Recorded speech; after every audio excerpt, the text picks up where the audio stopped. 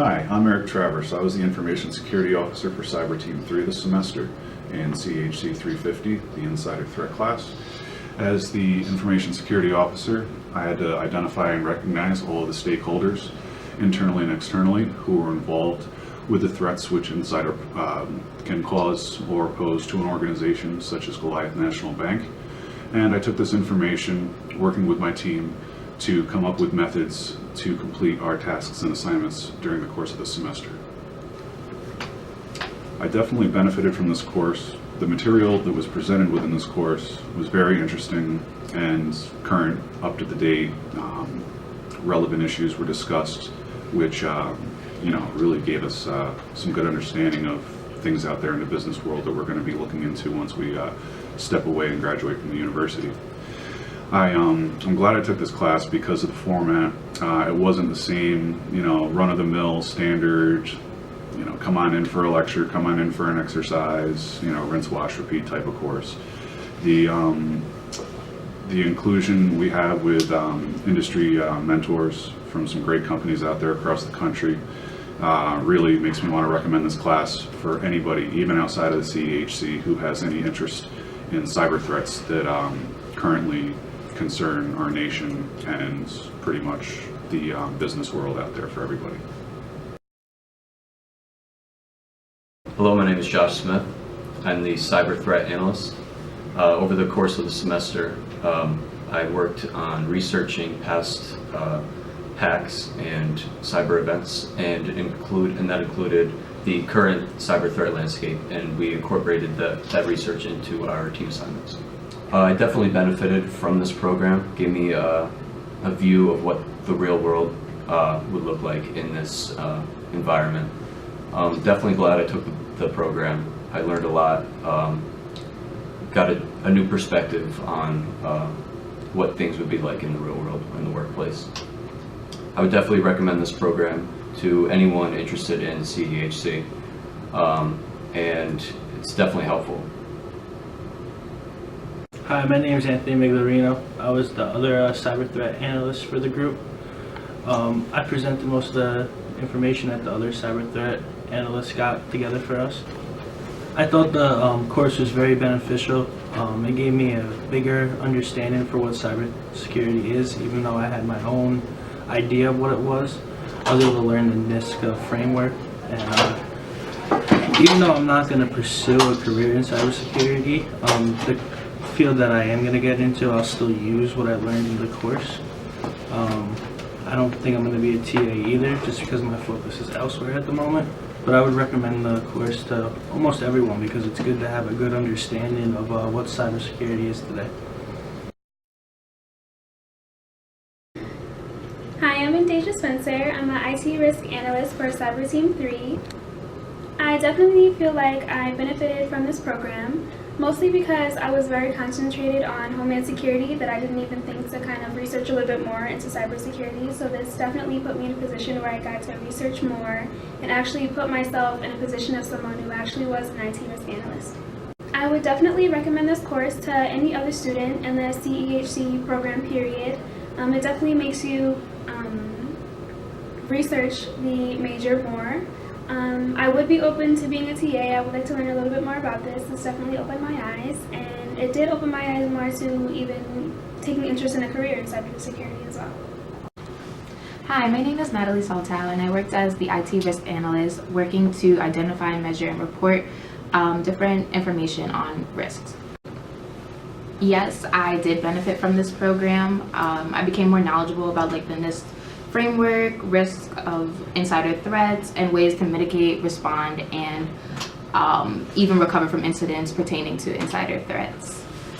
This program is beneficial because the structure is very different to many other courses. We received real-world experience and insight from professionals within the field, and we also were able to build our presentation skills as well as working in teams. I think that this class helps prepare students for the transition between the academic and professional world, so I would definitely recommend it to other students. I think it's a great program, but I wouldn't go into TAing for it. I have other plans, but I think it would be a great experience if a student was interested in TAing. Before I took this course, I was interested in cybersecurity. However, I wasn't sure if that was the field exactly I'd like to go into. I'm still interested after taking the course. However, I'm not sure if I'd like to go down the technical road or the more policy-based road. So I'm still figuring it out, but cybersecurity is the way that I'd like to go. Hi, my name is Jonathan Thomas, and I was one of the behavioral analysts for Cyber Team 3. As the analyst, I dealt with insider threat training and human resource department dealing with deviant employee behavior and the psychology behind it. I benefited from this program because it gave me a lot of insight on how cyber security jobs will work in the future, constantly doing teamwork and attending to many deadlines. I'm glad I took this program because initially I didn't know what I'd get myself into, but the reward from the program was worth the risk. Getting great cybersecurity experience and being able to utilize this experience at future jobs. I wouldn't necessarily be interested in being a TA just because I'm already involved in a lot of things on campus. So I don't think I'd be able to allocate my time to it, but I'll definitely recommend this program to other students who are interested in getting that work feel inside of a class. Hey guys, my name is Daniel Torres. I'm the behavior analyst for Cyber Team number 3. And this course, what it has done for me, has gave me a lot of confidence, especially speaking to the mentors who are in the professional world of cybersecurity. Before this program, I didn't have a great knowledge on the cybersecurity field, but after taking this course, I gained a further insight on the different types of roles that there are, such as behavior analyst, cyber threat analyst, compliance analyst, and so forth. I would recommend that anyone that's in the cybersecurity or homeland security major take this course to get a better insight on what cybersecurity is all about. Hi, my name is Katina, and I was one of the compliance analysts for Cyber Team 3, and in that role, I researched legal and ethical compliance regulations. I would absolutely recommend this class to anyone who wants to get a taste of the cybersecurity world. Through this course, there were a lot of different options for students to kind of explore, which was very beneficial. My name is Kyle Stevens. This semester I was a compliance analyst for Cyber Team 3. My job was pretty much to make sure that we were following all legal guidelines and that we were communicating well, orally, and as well as on paper. The program benefited me by making me more comfortable speaking in front of an audience and working in groups, because I'm not used to doing that. It also taught me a lot more about the insider threat in the cybersecurity world, which is very valuable to me because I'm interested in it. I'm glad I took the program because it gave me an opportunity to work with good students that are interested in the field that I'm interested in. I would recommend this program to anybody who's interested in the field, just because it's so different than a normal class.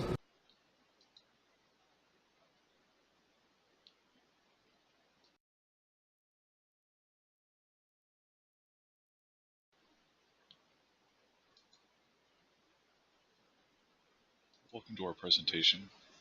My name is Eric Travers. I am the Chief Information Security Officer from Cyber Team 3.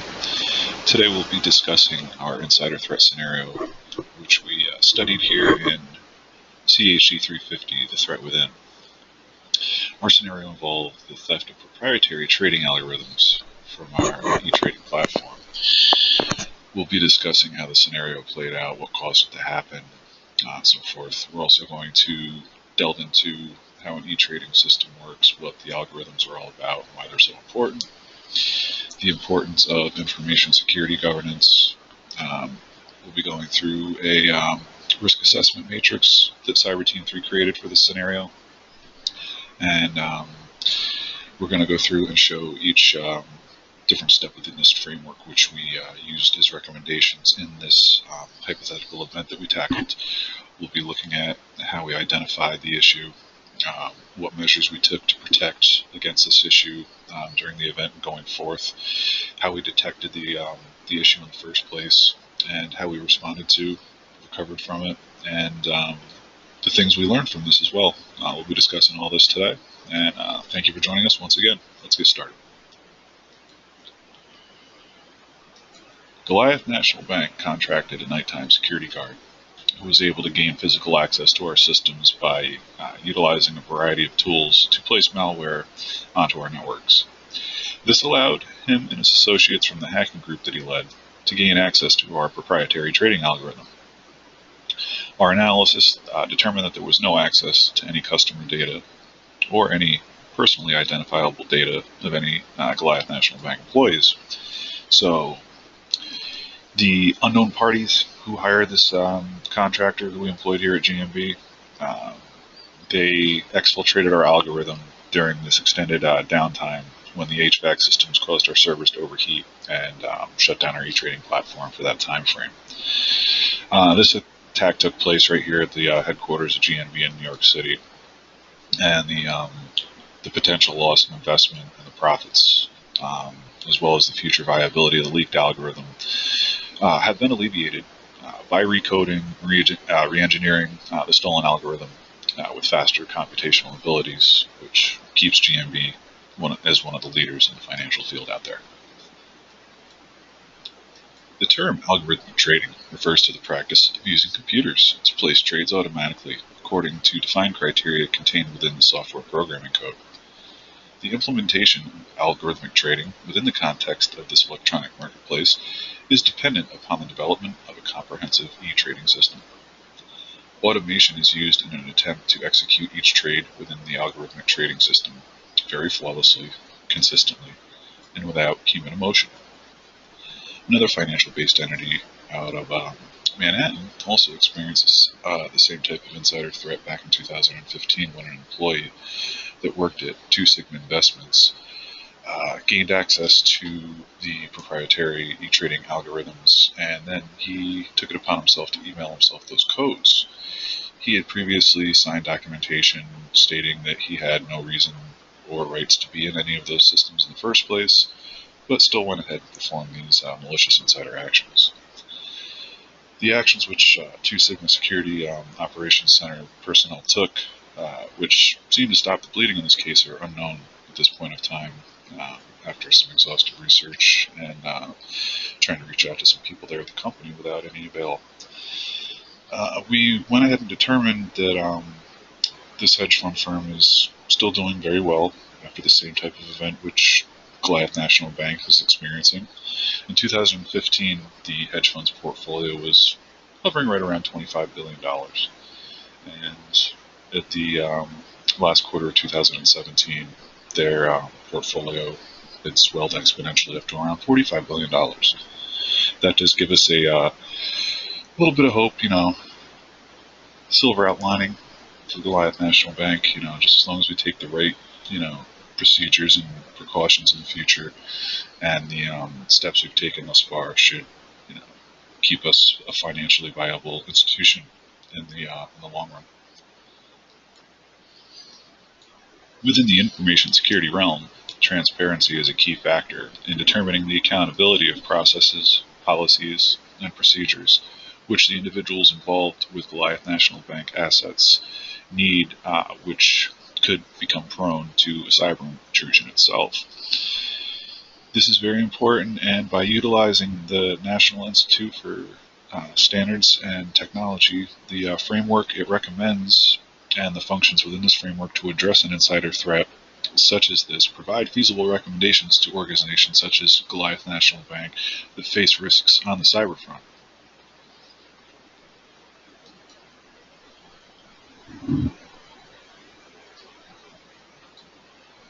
So Team 3 developed this risk assessment matrix based on the assets which Goliath National Bank owns, and these assets were categorized, and we set the probability of their risk to any insider threats, and we then took this and we gauged the impact this would have on the organization itself and combined the probability of impact to determine an inherent risk level, which you see in the fourth column there.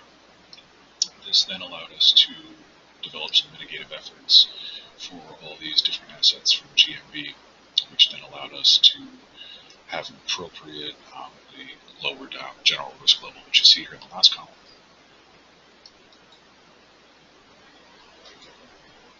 This attack was discovered by security analysts that work within our Security Operations Center here at Goliath National Bank during the incident involving the 4-hour downtime. They performed some audits of internal networks which determined to show that access to our proprietary trading algorithms had been accessed by accounts that were not set up properly, which were actually created by the nighttime security guard who we contract here at GMB. This information was passed along to the threat analyst within the Security Operations Center. The threat analyst traced the steps back to where the proprietary data was sent to and determined that it was available for sale on at least 3 dark website retailers. Cyber Team 3 was called to action when this incident occurred. We were tasked with containing the event to protect systems from any other further issues which this attack caused. Our IT risk analysts and cyber threat analysts took immediate action to tighten up control lists, which provides access to different network resources. And by doing so, we were able to find users who had accounts and privileges for certain network shares which they had no right to access in the first place. Access was then cut off, and further investigations are being performed by our team's behavioral analysts. Our malicious behavior that we have detected within GMB networks has been passed along to our compliance officers so that they can reach out to our legal, public relations, and human resources departments so that further actions can be taken. The compliance and behavioral analysts from Cyber Team 3 have also been working with human resources to develop employee training programs that will help identify further cases of insider threats which may arise within GMB. Our team has also limited access to data by reviewing and updating our protection processes and procedures for information and data on our networks. We have also created standards for hardware maintenance, patches, upgrades, and the physical upkeep of our networks. The components of these networks require normal functionality, and if some normal routine maintenance isn't done, we can have another server shut down. So we have to make sure we have to do some dusting here and there. On protective measures, we've also been stepped up to provide adequate protection to Goliath National networks. Our firewalls, intrusion detection, and prevention systems have all been reconfigured and properly placed within our networks to properly protect and monitor our networks from any other further actions of this nature.